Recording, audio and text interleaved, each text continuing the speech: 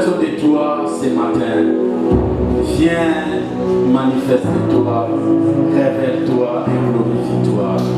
Ces peuples, Père, n'est pas venu pour m'écouter, mais ils sont venus, Seigneur, pour te rencontrer, parce qu'il y a des choses qu'ils veulent déverser à toi. Père, sois attentif à leurs cris, à leurs prières et à leurs supplications. Je sais que tu es au rendez-vous ce matin. Seigneur, glorifie-toi. Ce qui n'est pas de toi, nous ordonnons cela de quitter ces lieux au nom puissant de Jésus. Père, que ta gloire soit au rendez-vous ce matin. Au nom puissant de Jésus, nous avons ainsi prié.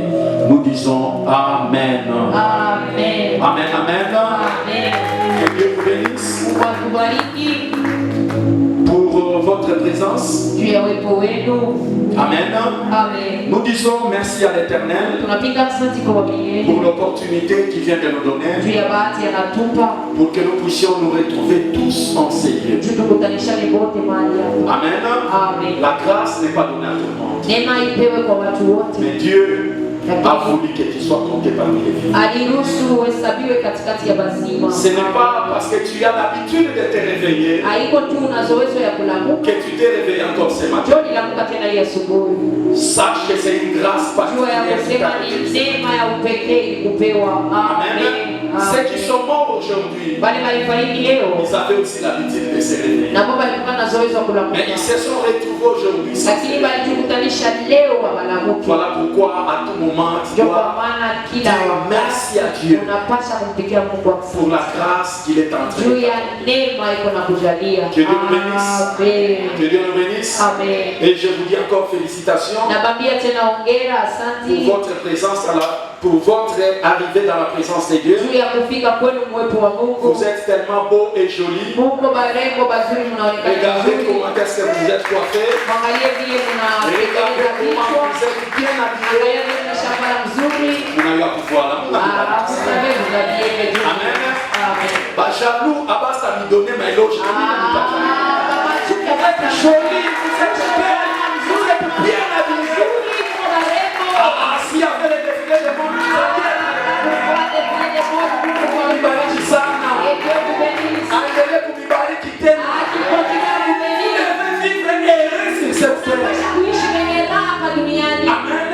il y a des choses que nous recevons seulement ça sur cette terre. Si tu ne trouvais pas ça dans ce monde, où est-ce que tu en auras?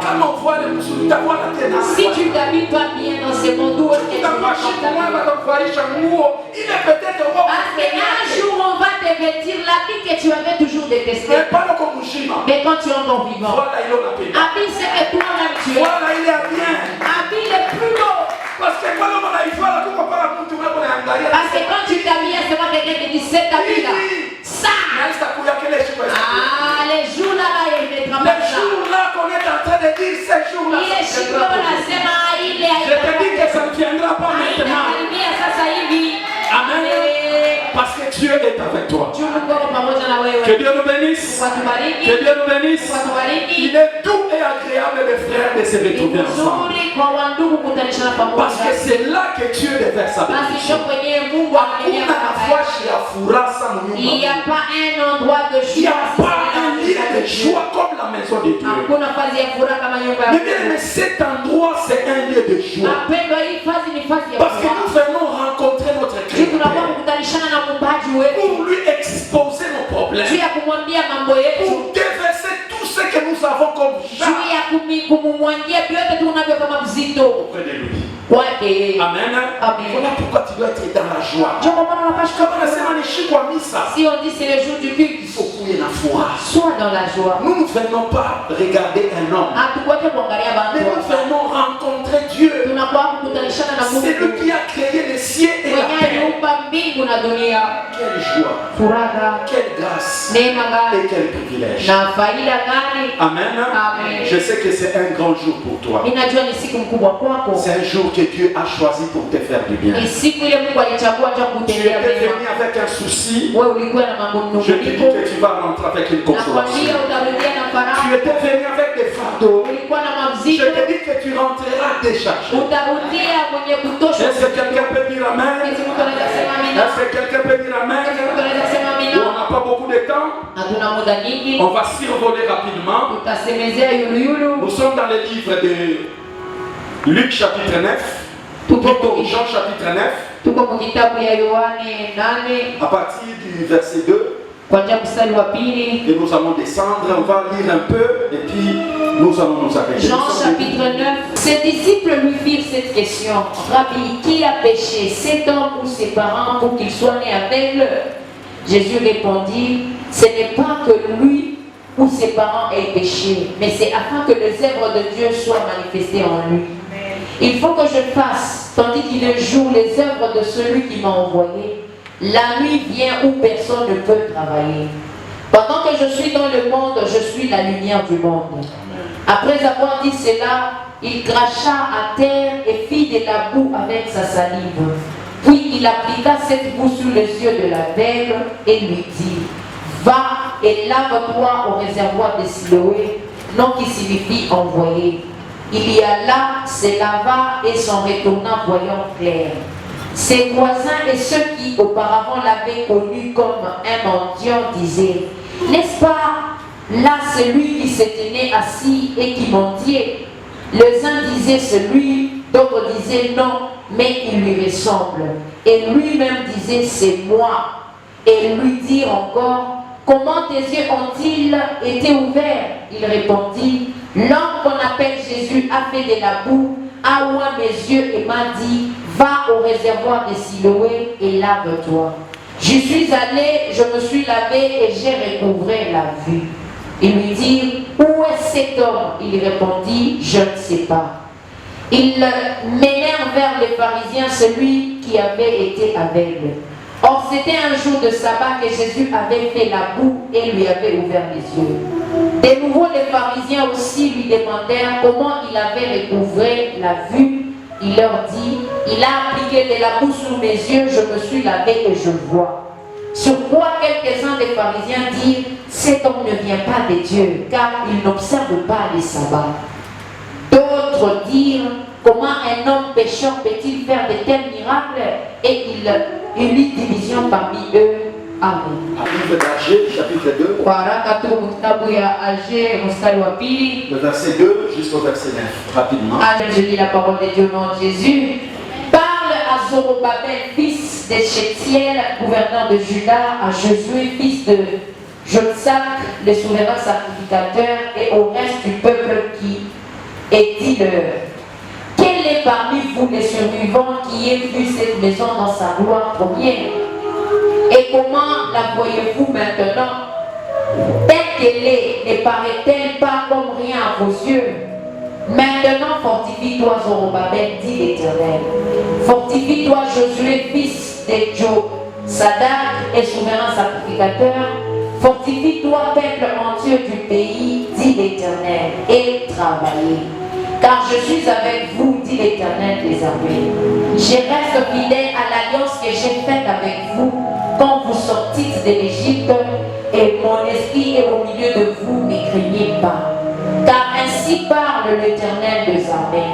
Encore un peu de temps, et j'ébranlerai les cieux et la terre, la mer et le sec. J'ébranlerai toutes les nations, les trésors et toutes les nations viendront. Et je remplirai de gloire cette maison, dit l'Éternel des armées. L'argent est à moi et l'or est à moi, dit l'Éternel des armées. La gloire de cette dernière maison sera plus grande que celle de la première, dit l'Éternel des armées. Et c'est dans ces lieux que je donnerai la paix, dit l'Éternel des armées. Amen. Le verset 12 et 13. 45. Écrivez Genèse 45, 12 et 13. On a 12 et 13, je lis au nom de Jésus. Vous voyez de vos yeux, et mon frère Benjamin voit de ses yeux que c'est moi-même qui vous parle. Racontez à mon père toute ma gloire en Égypte et tout ce que vous avez vu, et vous ferez descendre ici mon père au plus tôt. Amen. Amen. Parlez de la gloire. La gloire. La gloire, c'est quoi? La gloire, c'est une renommée. Pas n'importe quelle renommée. C'est une renommée brillante. lakini ni kavumu kakuangala universel et durable. kenyewe tembo fazi yote kisha kanagawia. Quand on parle de la gloire, c'est une renommée brillante. Wakati wanasemezea utukufu inakuwa kavumu kakutawala Universel et durable. kenye tembo fazi yote kisha kanagawia. La gloire, c'est un éclat. Utukufu inakuwa ni kuangaza Ou une splendeur. wala ile kuangaza. Donc quand on dit que quelqu'un, il y a la gloire sur lui, Bakisema huyu mtu ana utukufu juu yake, c'est quelqu'un qui a un éclat. ni mtu ana ile Donc kuangara. même de loin, on sait sentir qu'il y a la gloire sur cette personne. Hata kwa mbali unajua kutambua kuna utukufu juu ya huyu mtu. Voilà pourquoi vous allez remarquer à chaque fois que Moïse descendait, Ndio kwa maana mtaona kila mara Musa alikuwa anashuka, son visage resplendait. uso wake ulikuwa unang'ara. Il avait caché son visage. Ilibidi afiche uso Parce wake, qu'il y avait une forte lumière. juu ilikuwa na nuru ya Ça nguvu. provenait d'où? Ilikuwa inatokea wapi? Le contact qu'il avait avec le Ni ciel. ile upatano alikuwa nayo na mbingu. C'est ce contact qui faisait que le visage, Ile upatano ndio ilifanya uso wake que ça puisse briller. ilikuwa inang'ara. Amen. Amen. Amen. Amen. C'est ça ce que nous appelons la gloire. Ndio ile tunaita utukufu. La gloire, c'est un éclat. Utukufu ni hiyo La kuangaza. gloire, c'est une splendeur. Utukufu inayo ni ile La nuru gloire, inangaza. c'est aussi une renommée Inakuwa tena kafumu qui est brillante, yenye kanang'ara, universelle, yenye kanakuwa fazi et yote qui est durable. kisha kanagawia. Amen. Amen. Durable. Kanagawia Ce n'est pas pour un temps, haiko juu ya muda, mais ça doit durer. lakini kanapasha Que kukawia. Dieu nous bénisse. Amen. Que Dieu nous bénisse. Amen. On vient de nous lire dans le Nouveau Testament Tunataka kusoma Mwagano Jipya, l'histoire d'une personne. hadithi ya mtu mmoja. La Bible nous dit que cette personne était née aveugle. Biblia inasema ule mtu alizalika kipofu, Donc il est sorti du ventre de sa maman alitoka mtumbo ya mama yake sans qu'il le puisse voir. bila kuona. Peut-être on se disait, Saa zingine tulikuwa tel qu'il tunajiambia est né, vile alizalika, après 2 heures du temps, kisha masaa mawili ses yeux commenceront à voir. macho yake itakuwa naona, Mais ses parents allaient grand étonnement. lakini bazazi bake kwa mshutusho, Cette anomalie hiyo ugonjwa a perduré pas toute la vie, mais pendant longtemps dans la vie. uligawia sana kwa maisha ya huyo mtu. Il a grandi. Il Alikomana, a commencé à parler. alianza kusema, Cette anomalie persistait en lui. ile ugonjwa uligawia, Et comme l'unique façon pour qu'il puisse survivre, na namna mmoja juu ya ule mtu kuishi, on devait l'amener dans les lieux publics ilibidi bampeleke fasi ya watu wa pour mingi, qu'il puisse mendier juu anze kuomba, et qu'il puisse recevoir quelque chose. aanze kupokea kitu. La vie l'a imposé un mode de vie. Alafu maisha ikamkazisha La namna ya vie l'a kuishi, donné une identité. maisha ikampatia kitambulisho. Il y a des choses que nous ne désirons pas. Mapendo, kuna vitu vyenye Il y a des hatuhitaji, choses que nous ne voulons pas. kuko vitu vyenye Mais le hatutaki, monde peut nous donner une vie lakini dunia inaweza kutupatia maisha fulani. Amen. qui devient aussi une habitude. Yenye toute la vie. inakuwa zoezo ya maisha yako yote. Demandez à tous ceux qui sont en cours de vie, Muulize wale wote weko njiani, en train de demander, wale weko naomba, est-ce que c'est ça ce qui a été leur visé? eti njoo yenyewe walikuwa wanawazia? Non, Hapana, c'est venu comme ça. haikuwa hivi. Amen. Amen. Mais je lève ma main. Lakini nanyosha mkono Je wangu, dis à Dieu mimi namwambia que le Mungu, monde des ténèbres ne vous impose pas. kwambia giza sikukazishe maisha. Que Amen. la sorcellerie de ta famille ne t'impose pas. Ulozi kwa jamaa yako usikukazishe maisha mwa Que fulani. les gens de Amen. mauvais cœur, Watu walio mbaya, la jalousie ne vous impose pas. wachuki yako wasikukazishe maisha mwa fulani. Parce que c'est la souffrance. Ni mateso. Quand la sorcellerie t'impose une vie, Wakati ulozi unakukazisha maisha, ça va te faire souffrir. itakuteswa. Mais bien, ce jeune homme a souffert. Mapendo, ule kijana aliteseka. Il y a des pharisiens qui les regardaient. Wafarisayo walikuwa Ils wanamwangalia, étaient impuissants de donner la solution à ce problème. hawakuweza kuleta jibu kwa hiyo Il tatizo y a lake. des grands qui les regardaient. Wakubwa walikuwa Ils wanamtazama, pouvaient lui donner de l'argent. waliweza kumupa franga, Mais cela n'enlevait pas la souffrance qui était lakini ile ilikuwa natosha ile mateso ilikuwa ndani Mais yake. il y a des choses qui nous Mapendo, embêtent. kuna vitu Il y a des choses qui nous vinatuumiza, font souffrir. kuna vitu Quelle que vinatutesa. soit la bonne volonté des gens, Inapokuwa mapenzi mazuri ya watu, ça ne pourra rien changer dans la vie. haiwezi kubadilisha kitu. Mais la Bible nous dit ceci. Lakini Biblia inasema hivi, Les jours où Jésus était en train de passer, siku ile Yesu alikuwa les anapita, disciples lui ont posé la question. mitume Ils wakamuuliza, ont dit, Maître, wanasema Bwana, nous voyons ces jeunes hommes. tunamwonaka huyu Il kijana, est aveugle. yeye ni kipofu. Qu'est-ce qui fait qu'il soit aveugle? Ni nini nafanya kuwa mpofu? Ce sont ses parents qui ont péché. Eti ni wazazi wake walitenda dhambi, Ou il a touché au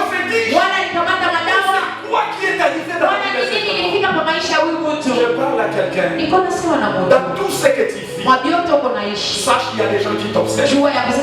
Tu peux paraître comme un inconnu des gens. Mais je te dis qu'il y a toujours quelqu'un qui t'observe. Il y a toujours quelqu'un qui te regarde.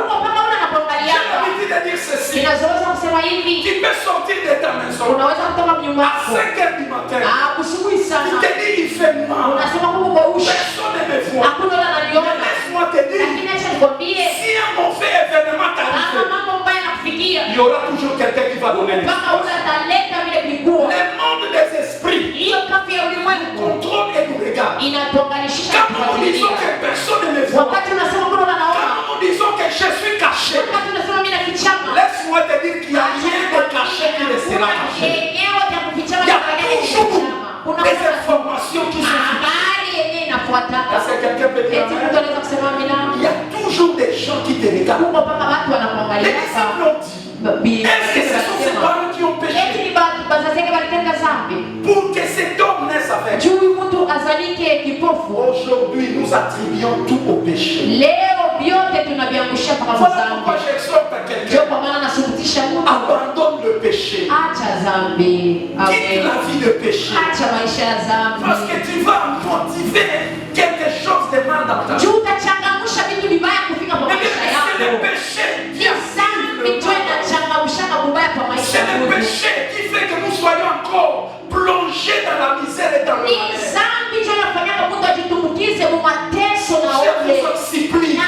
Je vous en supplie, quittez la vie de péché, abandonnez la vie de péché. Jésus vient, il vient prendre ce qui marche dans la sanctification. La vie que vous voyez passera. Il y a une vie après cette vie. On appelle cela la vie éternelle. Où passeras-tu ton éternité? Où passeras-tu ton éternité? Amen. On attribue le malheur de ces jeunes hommes au péché. Est-ce que ce sont ces parents qui ont péché pour qu'ils naissent comme ça?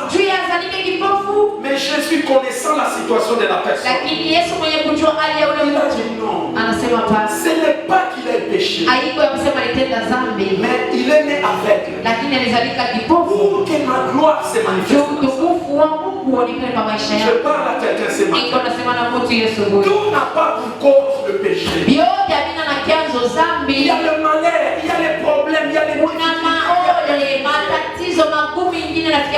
tout n'a pas pour cause le péché. Mais il y a des choses que le Seigneur lui-même permet. C'est pour qu'il manifeste sa gloire. Amen. Il y a des problèmes que le Seigneur laisse. Quelqu'un qui est né directement il devient aveugle. Pourquoi? Quelle injustice? Quel mal ce bébé avait fait? Mais Dieu avait laissé la chose parce qu'il savait qu'à travers cette anomalie, à travers ces problèmes, il va manifester sa gloire. Je parle à quelqu'un ce matin. Quand tu marches dans la crainte de Dieu, quand tu marches dans la sanctification et qu'il y a des problèmes qui t'arrivent, sache que Dieu est derrière cela. Dieu est derrière cela. Il va utiliser ce problème pour manifester sa puissance. Il va utiliser ce problème pour manifester sa gloire. Dieu a besoin de problèmes pour transformer ce problème en solution. Dieu a besoin de maladies pour transformer cette maladie en guérison. S'il n'y a pas de problème, comment nous allons reconnaître la gloire? S'il n'y a pas de malade, comment nous dirons que la main de Dieu guérit? S'il n'y a pas de gens qui souffrent, comment nous dirons que Dieu fait sortir les gens de la misère? Donc il y a des choses que le Seigneur permet par la mort. Ton problème n'est pas pour te tuer. Mais Dieu utilisera cette situation pour manifester sa gloire. À une seule condition, qu'on ne trouve pas le péché en toi. À une seule condition, que tu marches dans la crainte de Dieu. Dieu va te visiter. Amen. Quand les disciples ont dit ainsi à Jésus, ça attirait l'attention de Jésus. Et Jésus va appeler les gens. Il va faire quelque chose d'extraordinaire. Jésus va prendre sa salive. Il va jeter ça par terre. Il va faire la boue. Et il va prendre cette boue. Il va appliquer au ciel. Et il va lui dire, va te laver. Amen. Si c'était toi et moi, on allait dire, mais qu'est-ce qu'il veut faire? Il prend sa salive, il met ça dans la boue, et il veut appliquer. La méthode de Dieu dépend de lui-même. On n'a pas à éviter Dieu ce qu'il doit faire. On n'a pas à éviter Dieu ce qu'il doit faire dans notre vie. Une simple prière d'un dimanche comme celui-ci peut amener un changement. Une autre personne qui doit entrer dans des chaînes pour qu'il vive la délivrance. Une autre personne qui doit faire une offrande pour que Dieu se manifeste dans sa vie. Notre Dieu est multidimensionnel. Notre Dieu a ses voies. Pour ce jeune homme, il devait appliquer la boue dans ses yeux. Et il dit, va te laver dans la piscine. La Bible dit, ce jeune homme est parti. Après qu'il ait lavé son visage, la Bible nous dit clairement. Ma prière ce matin, qu'il ne voyait pas clair, que ce matin, que Dieu nettoie tes yeux, afin que tu vois clair.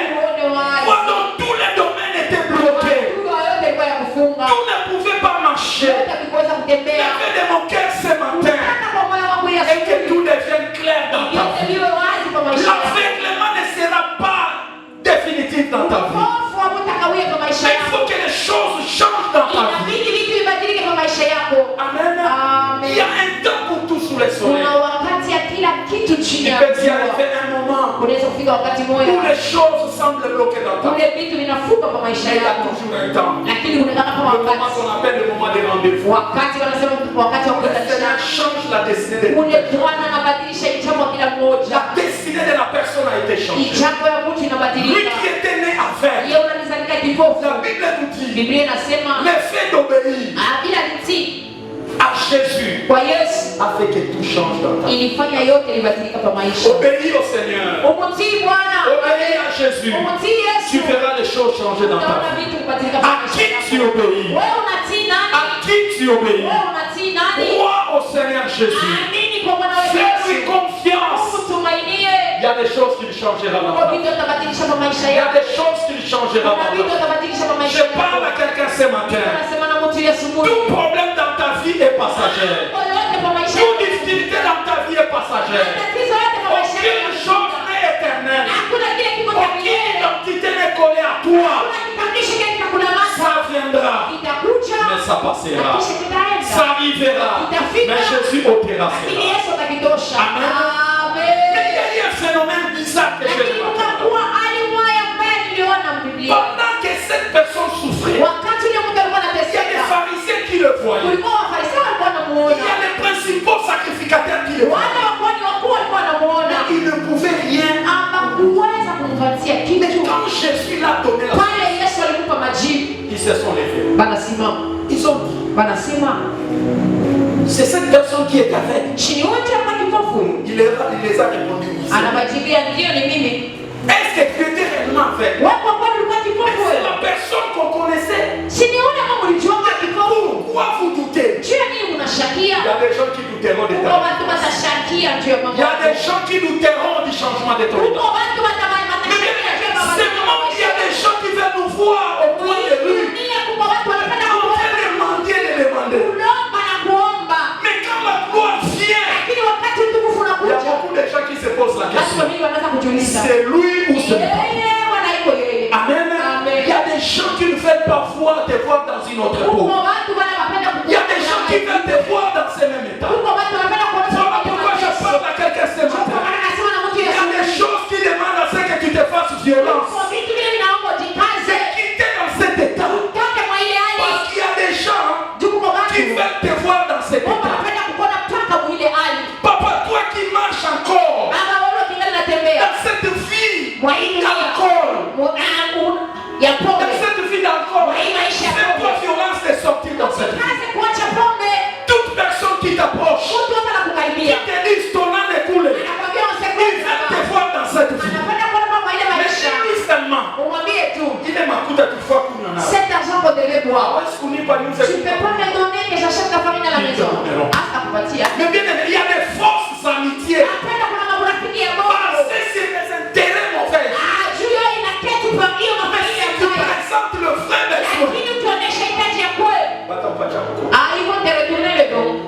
Amen. Demandez les gens. Muulize watu. On ne te donnera pas. Hawatakupatia mafaranga. Yeye anayezungumza 10 kazi mulewe. Mulewe tu. Mais que tu lui dises que je prends un casier, que je remette, parce que je n'ai pas à manger qu'on me donne l'argent. Ah, c'est chica. Amen. Amen. On ne te donnera pas. Ah, ça patia. Il y a des fausses compassions. Kuna mabuluma ya bongo kuidunia. Kuna mabuluma ya bongo. Quand ils viennent auprès de toi, kwa mtu anaanza kumkaribia. Ou que vous y allez. Ah, tu es comme ça. Ah, Bouluma. Ah, tu vas très mauvais. Tu es où? Qui te fasse bien. Mais les jours où ils apprendront. Siku ile atajulisho. Dieu a changé ton identité. Ya kusema Mungu alibadilisha kitambulisho chako. C'est qui là? C'est lui là, celui qui souffre là. Ah, c'est pas lui. Allez-y bien voir. Ah, les gens se ressemblent. Ah, lui comme on le connaît. Ah, il est toujours là. Allez-y encore revoir. Pourquoi tu vas t'achaquer bien pour t'enfanzir? Amen. Voilà pourquoi tu vas te confier en Dieu. Qui t'aime et qui t'aimera toujours. C'est le Seigneur Jésus. C'est lui qui a compassion de toi. C'est lui qui plaît pour ta situation. Le monde ne cherchera pas ton bonheur. Il y a des gens qui veulent te voir comme ça. Pour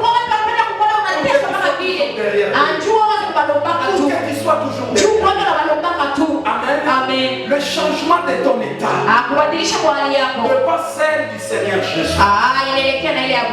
Parce que c'est lui qui t'a aimé le premier. C'est lui qui avait accepté sa mort pour toi. Aucune personne dans ta famille n'acceptera la mort pour que tu sois c'est que Jésus.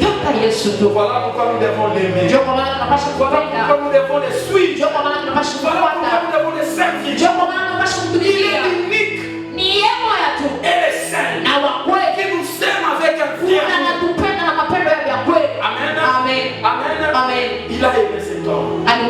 Mais les pharisiens ont dit, pourquoi on doit l'ouvrir les yeux? Et plus grave encore, le jour des sabbats. Amen. Parce que le jour des sabbats, on ne pouvait pas faire du bien. Selon la loi, la personne doit rester dans ses états.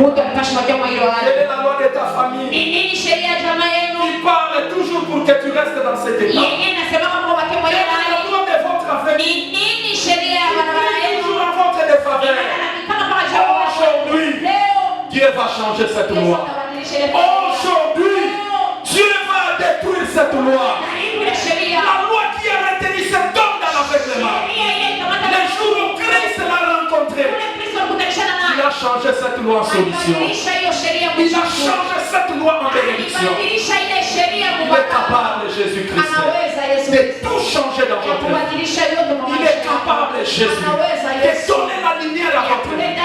Quand il s'est disputé, Jésus a dit ceci. Il échoue. Il faut que je puisse travailler. Parce que la nuit arrive. Personne ne peut travailler. Je parle à quelqu'un. Quand il est temps, Jésus doit faire dans ta vie. Parce qu'il arrivera un moment où l'ennemi cherchera à te bloquer. Voilà pourquoi quand il est occasion de venir dans la présence de Dieu, sois là. Parce que Dieu, dans sa souveraineté, il prépare toujours le temps.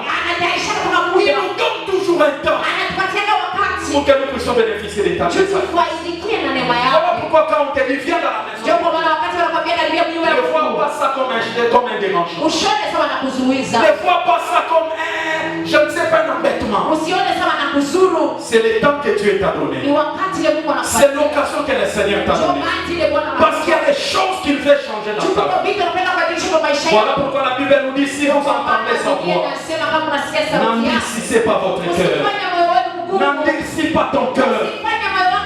Viens à Jésus. Il y a des choses qu'il fait changer. Il y a l'identité qu'il fait transformer. Mais Dieu ne met sans mener la polémique. C'est lui. Les autres disent c'est lui. C'est lui. Les autres disent c'est lui. Tu seras un sujet de polémique. Tu seras un sujet de polémique dans votre travail. Tu seras un sujet de polémique dans votre quartier. C'est lui ou ce n'est pas lui. Quand Jésus passe dans la vie de quelqu'un, il laisse toujours des traces. Je parle à quelqu'un ce matin. Jésus va laisser des traces dans ta vie. Jésus va impacter ta vie aujourd'hui. C'est aujourd'hui ou à jamais. Il va laisser des traces dans ta vie. Jésus est passé dans la vie de l'aveugle. Tout a été changé. Tout a été transformé. La personne qu'on avait connue dans le banditisme, la personne qu'on avait connue en train de mendier, ce jour-là, il a changé l'identité. Lui qui ne pouvait pas voir, il a vu. Lui qui ne savait même pas la couleur de l'argent, ce jour-là, il a vu l'argent. Lui qui ne voyait pas, il a vu tous les gens. Je déclare et je prophétise dans ta vie. Ceux qui croyaient te servir, ceux qui croyaient te donner, tu le verras de tes yeux. Et ils verront ce que tu as fait de ta vie. Ils verront ce que tu as fait de ta vie. Et ils s'étonneront de ce que Dieu a fait. C'est un problème de temps.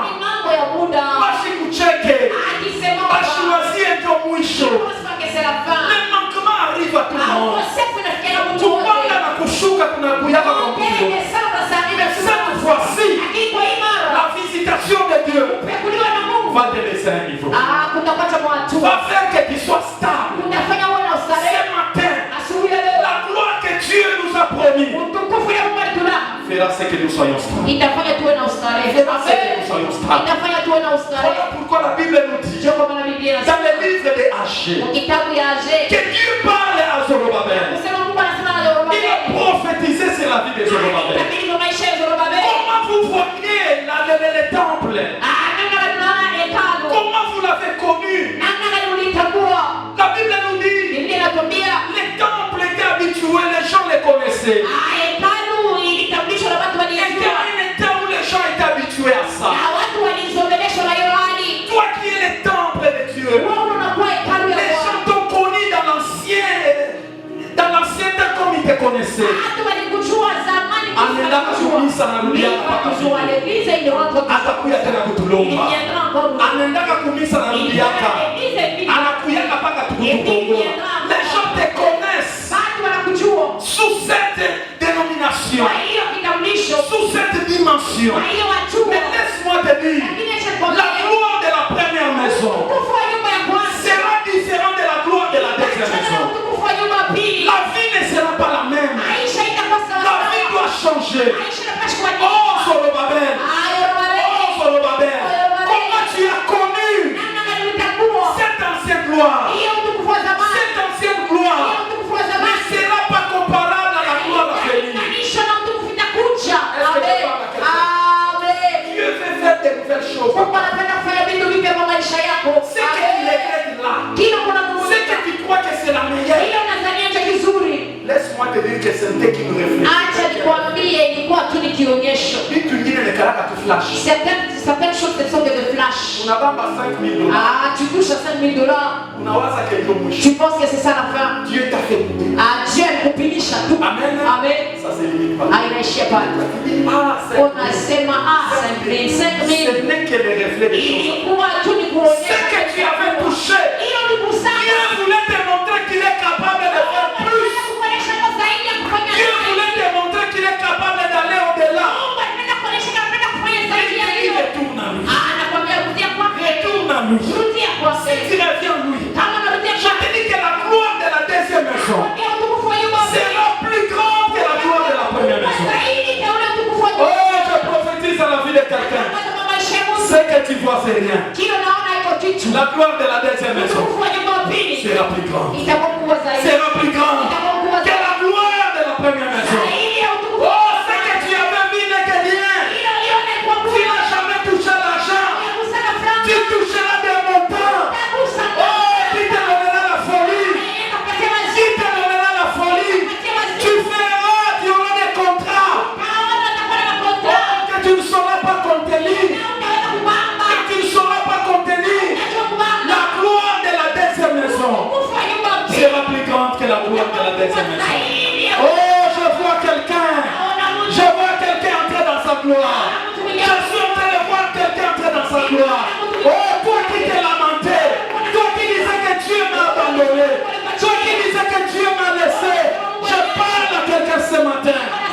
Que la gloire de la deuxième maison arrive. La gloire de la deuxième maison arrive. Elle sera plus grande. Elle sera plus grande. Elle va mener l'étonnement. Elle va mener l'étonnement. Les gens diront c'est lui. Les autres diront ce n'est pas lui. Les autres diront mais c'est la personne que nous connaissons. Les autres diront ce n'est pas lui. Ah, sois un sujet d'étonnement pour les gens de ta famille. Sois un sujet d'étonnement pour les gens de ton quartier. Sois un sujet d'étonnement pour les gens de ta famille. Enterré ton esprit. Enterré ton esprit. Jésus est capable de tout changer. Jésus est capable de tout transformer. Faites-lui confiance. Faites-lui confiance. Ce n'est pas parce que tu manques aujourd'hui que cela devient ton identité. Pourquoi il y a d'autres problèmes quand ça t'arrive? Sache aussi c'est te contenir. Il y a des gens qui n'arrivent pas à se contenir. On a peine avant tout votre. Aujourd'hui tu dois affamer, tu racontes à tout le monde. Et tu tout ne se dit pas haut. Les choses converties.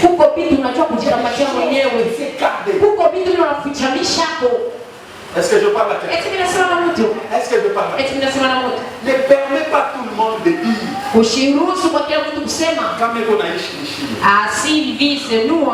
donne pas l'occasion. Amen. Amen. Amen. Amen. Aujourd'hui, quand Dieu va te faire entrer dans la gloire, ils diront des choses sur toi. Ne donne pas l'occasion à tout le monde. Ne donne pas l'occasion. Parce que ta gloire arrive déjà. Moi je vois ta gloire. Si toi-même tu ne vois pas de gloire, c'est la même personne. C'est la même personne. Ta vie va changer. C'est un problème de semaine. C'est un problème de jours. Ton identité va changer.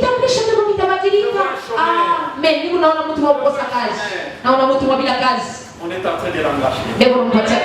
Ce chemin c'est toi. Ce chemin c'est toi. Je suis en train de voir quelqu'un qui travaillait jadis. Dieu est en train d'enlever dans ce travail. On est encore un autre travail. Meilleur que le travail. Tu es capable. Il le fait, il le fait.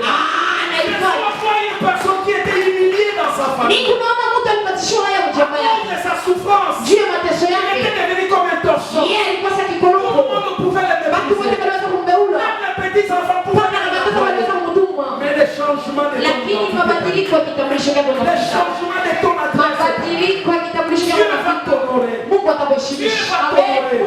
Dieu va changer les choses dans ta vie. Il va le faire. Et il va le faire certainement. Qui a bloqué ta destinée?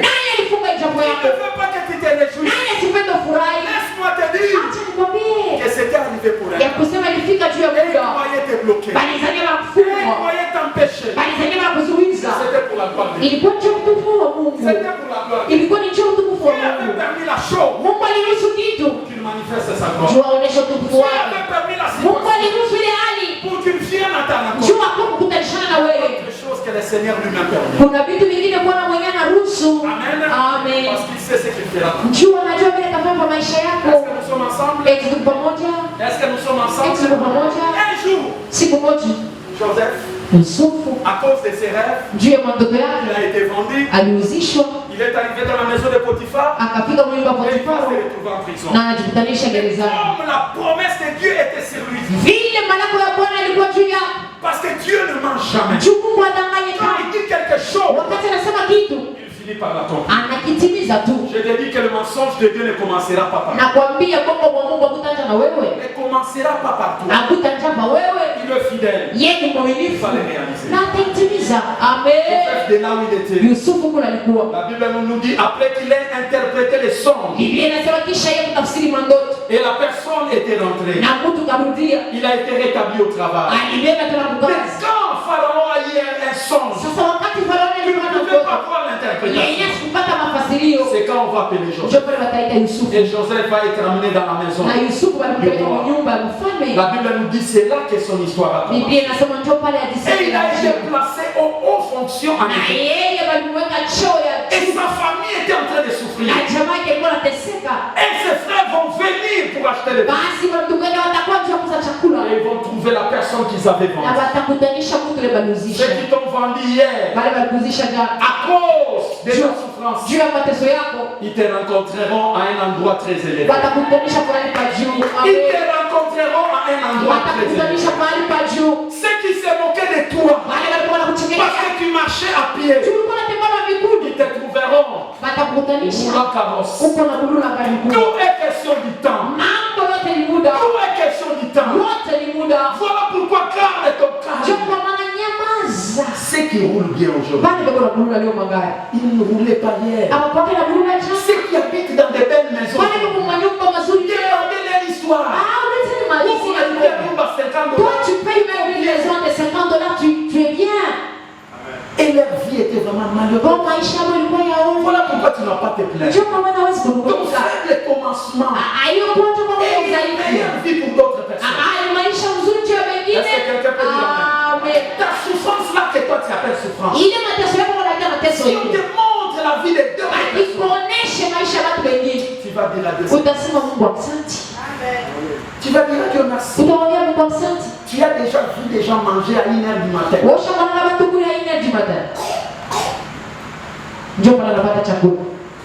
Mais Dieu te fait quand même grâce. Soit les retards, Amen. Amen. Dieu va élever Joseph. Et ses frères vont venir. Quand ils sont venus, la première fois Joseph a fait semblant. Ils sont rentrés et ils ont venu. Mais comme ils ne pouvaient pas se contenir, un autre jour, il va s'ouvrir pour leur dire c'est moi Joseph.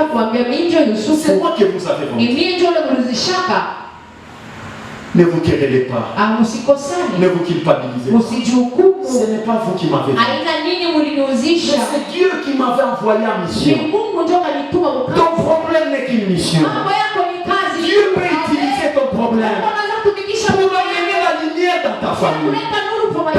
Dieu peut utiliser ton problème pour amener la solution dans ta famille. Ce n'est pas vous qui m'avez vendu, mais c'est le Seigneur qui m'a envoyé. Écoutez, ne vous querellez plus. Allez dire à mon Père toute la gloire que vous avez. Toute la gloire que vous avez. La gloire, on le voit. La gloire, on le dit. Quelle que soit ton humilité, ton travail fera de bruit. Maman, quelle que soit ton humilité, ta restauration sera racontée à tout le monde. Il y a des choses, même si tu caches comment, toujours des signes visibles que les gens verront. Je dis que ces choses arrivent. Que ces choses arrivent. Là où tu étais humilié, que le Seigneur commence à te dire. Là où tu avais critiqué, que le Seigneur commence à te justifier. Là où les gens avaient dit que tout est fini, qu'une lueur d'espoir commence à se manifester. Allez dire à mes frères, allez dire à mon Père, toute la gloire que vous avez vue, qu'on parle de ta gloire. En cette année 2024, qu'on parle de ta gloire. En cette année 2024, qu'on te cite parmi les gens qui vont réussir. Qu'on te cite parmi les gens qui vont construire. Qu'on te cite parmi les gens qui vont voyager. Qu'on te cite parmi les gens qui seront stables. Qu'on te cite parmi les gens qui seront élevés.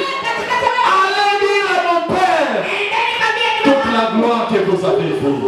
Allez dire à tout le monde tout ce que vous avez vu. Mais bien à ceux qui voulaient nous voir en train de tituber, ils verront notre gloire. Ils verront notre gloire. La gloire de la deuxième maison, elle c'est la plus grande. Ceux qui nous ont connus jadis dans cette petite maison, ceux qui nous ont connus jadis dans la période, le temps est arrivé où Dieu veut changer notre identité. Le temps est arrivé où Dieu veut nous élever. La gloire de la deuxième maison, la gloire de la deuxième maison sera plus grande que la gloire de la première maison. Sera plus grande. Oh, Uta tena chini, utapandisha, tu auras des étalages. Les gens viendront prendre des histoires dans des étalages. Oh, tu ne vas plus étaler les choses par terre. Les choses seront bien classées. Parce que le temps de la deuxième gloire est arrivé. Le temps est arrivé. Toi aussi tu dois tomber. C'est possible avec Dieu. C'est possible avec Dieu. Au fiancé Balanda Kouya, Banangari à tout, Banakimbia. Il fouillait quoi? Il voyait quoi? Laisse-moi te dire, la gloire de la deuxième maison va les retenir. Appelle la Chipende, Atabakia, Atabakia. Oh, je vous communique l'onction. Tout celui qui veut faire des blagues, Atabakia, Atabakia. Écoute-moi bien, écoute-moi bien, écoute-moi bien. Où les autres qu'on a couillé, on a ma blague à vous draguer. Tout celui qui vient avec des blagues à vous voir. Ah, que je sais, c'est moi. Je déclare, je lève ma main. Toute forme de blague dans votre vie deviendra une réalité. Deviendra une réalité. Tout celui qui viendra avec une mauvaise pensée, Dieu va changer sa pensée. Ule wote atakuya mu maisha yako. Anasema qu'il est intelligent. Il dit qu'il est intelligent. Que je l'exploite seulement. Pour que mes histoires deviennent stables. Tu resteras travailleur là-bas. Personne n'utilisera ton intelligence pour te profiter, fille. Ah, je te communique cette grâce. Dieu a pu exploiter. Il restera collé à toi. Il restera collé à toi. Ton intelligence ne sera pas un moyen pour qu'une autre personne monte. Ton intelligence servira votre entreprise et sera fait que toi tu sois dans la joie. C'est quel genre de blague? Voilà, toi tu viens, on a exploité on a mis tous mes clichés pour que tu montes et puis tu me rejettes. Ça n'arrivera pas. Ça n'arrivera pas. Partout t'appellera. Tu resteras là-bas. Tu te réjouiras de ce travail. Toi tu ne seras pas imprimé de réserve. Amen. Amen. Quand on te cherche réellement, quand les choses sont foutues. Jamais. Quand on te place, c'est pour demain. Amen. Amen. Reste collé. Cimenté. Amen. La gloire de la deuxième maison. Quand elle arrive, elle crée la différence. Quand elle arrive, tout change. Amen. Tu dois prier cette Unapasha kuangara. Tu dois prier cette Unapasha kuangara hii mwaka. Est-ce que je parle à quelqu'un? Tu dois prier. Unapasha kuangara. Amen. Tu ne resteras pas dans la même état. Ta vie doit changer. Maisha yako unapasha kubadilika. C'est Jésus qui est la lumière. Yesu ndio nuru. Il doit impacter notre vie. Anapasha kutamkiza maisha yetu. Et je sais qu'il est en train Na mimi najua d'impacter. unaitamkizia. Là où tu es, Dieu est en train d'impacter ta vie. Dieu est en train de changer les choses. Mungu anabadilisha vitu. Et les choses changeront. Na vitu vitabadilika kwa maisha Que yako. Dieu bénisse. Mungu abariki neno lake.